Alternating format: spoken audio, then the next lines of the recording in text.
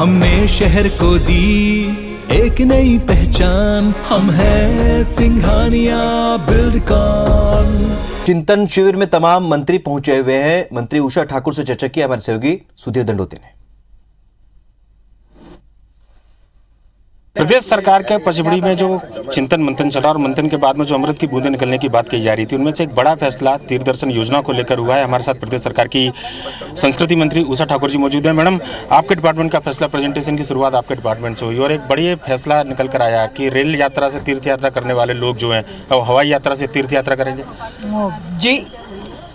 और आप सब जानते हैं कि तीर्थ दर्शन ये मध्य प्रदेश की समृद्धि का परिचायक है, स्वर्णिम मध्य प्रदेश का द्योतक है, क्योंकि आवश्यकताओं की पूर्ति के बाद ही हम तीर्थ दर्शन की ओर प्रवृत्त होते।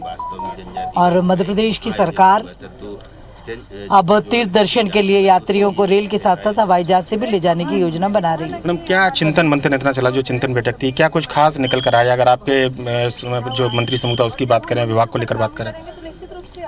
मूल सार यही था कि लोकतंत्र की सच्ची परिभाषा परिभाषित हो, जनता का जनता के लिए, जनता द्वारा शासन। हमने प्रदेश के नागरिकों से भी उनके विचार आहूत किए थे। सब विभाग में उनके विचार भी आए हैं।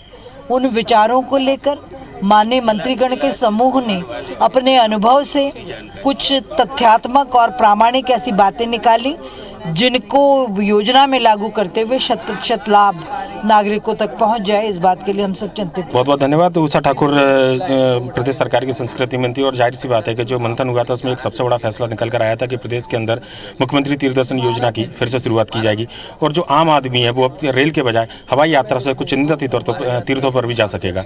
कैमरामैन अजय मालवी के साथ सुधीर दंडोतिया, IBC 24 पचमढ़ी। तो आपने सुना कि किस तरीके से कई बड़े फैसले इस चिंतन शिविर में लिए जा रहे हैं। तमाम तरह के निर्देश भी यहाँ पर मंत्रियों को दिए जा रहे हैं। 2 दिन तक लगातार ये बैठक है। आज दूसरा और अंतिम दिन है। हमारे सहयोगी सुधीर दंडोतिया इस खबर पर सीधे इस वक्त हमारे साथ पचमढ़ी से जुड़ रहे हैं। सुधीर, हम देख रहे हैं कि देश के इतिहास में पहली बार शायद ऐसा हो रहा है कि मंत्रियों को एक जगह लाकर 12-12 घंटे तक मैराथन बैठकें हो रही हैं। किस तरह की कसावट आगे देखने को मिलेगी, किस तरह की योजनाओं में नए क्रियान्वयन देखने को मिलेंगे? देखिए, बिल्कुल बात करें अगर तो राहुल, फैसलों का दिन कल का दिन था और जो बड़े निर्णय लिए गए थे वो ज़्यादातर कल ही लिए गए थे। मंत्रियों के जो समूह का प्रेजेंटेशन था उसके बाद में कई बड़ी घोषणाएं, कई बड़े ऐलान, कई बड़ी योजनाएं बनाने की बात प्रदेश सरकार के द्वारा कही गई है और उनका जिक्र हम अपने दर्शकों से लगातार कल के दिन कर चुके हैं। पर लेकिन आज की बैठक की हम पूरी चर्चा करें, आज की अगर बैठक की पूरी बातचीत करें तो आज का दिन अपने आप में खास है। खासकर अगर बात की जाए तो मंत्रियों के विभागों की समीक्षा हो या मंत्रियों के साथ में किए जाने वाले नवाचार की बात हो, मंत्रियों के कामकाज का आकलन हो, इस लिहाज से इस पूरे दिन को काफ़ी ज़्यादा अहम माना जा रहा है। एक तरीके से इसको कहा जाए कि आज का दिन मंत्रियों की परीक्षा का दिन है और खुद मुख्यमंत्री शिवराज सिंह चौहान ये परीक्षा लेने वाले हैं। आने वाले दिन में शिवराज कैबिनेट का स्वरूप कैसा होगा, इस बात पर निर्भर करेगा कि किस तरीके से मंत्रियों ने अपने विभाग का जिम्मा संभाला है, जो उनके प्रभार के जिले थे उनका जिम्मा संभाला है। आज अगर पूरे शेड्यूल की अगर हम बात करें तो 10 बजे मुख्यमंत्री शिवराज सिंह चौहान 3 जनवरी से 11 जनवरी तक जो मंत्रियों के साथ में विभागीय समीक्षा की गई थी और जो रोडमैप आने वाले समय का 3 महीने, 6 महीने और 1 साल का तैयार करने के लिए मुख्यमंत्री ने कहा था, उसकी समीक्षा की जाएगी। इसके अलावा 11 बजे जो है विभागीय समीक्षा मुख्यमंत्री शिवराज सिंह चौहान करने वाले हैं।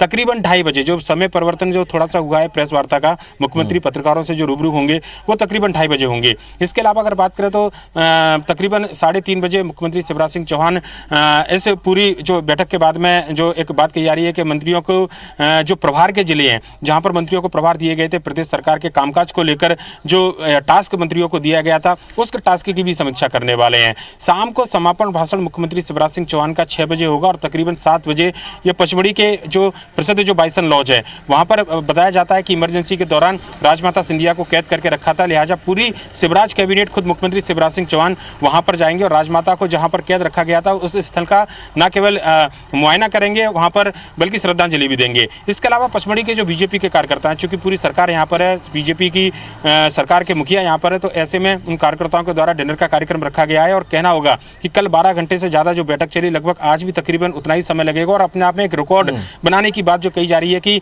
24 घंटे तक लगातार इस 2 दिनों के अंदर जो बैठकें चली कैबिनेट की, ये शायद देश के इतिहास में ऐसा पहले कभी नहीं हुआ है। ये खुद मंत्रिमंडल के सदस्यों और मुख्यमंत्री का कहना है। अब से कुछ देर पहले अनौपचारिक तौर पर मुख्यमंत्री से हमारी चर्चा हुई थी और इस बैठक को लेकर कई सारे सवाल हमने किए थे, जिनमें खास तौर पर अगर बात किया है तो मुख्यमंत्री से जब पूछा गया था कि आप रिकॉर्ड बनाने की बात जब करते हैं, इतनी लंबी कैबिनेट की अगर बात करते हैं तो विभागों पर चर्चा होगी, नजर बनाए रखिएगा। सुधीर, इस जानकारी के लिए बहुत शुक्रिया आपका।